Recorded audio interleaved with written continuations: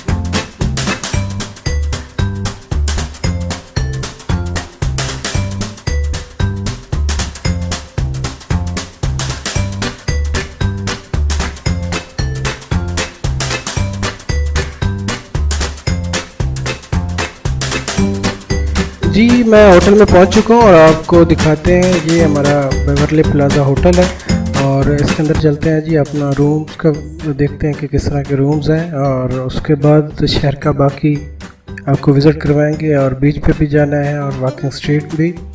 रहिएगा मेरे साथ साथ।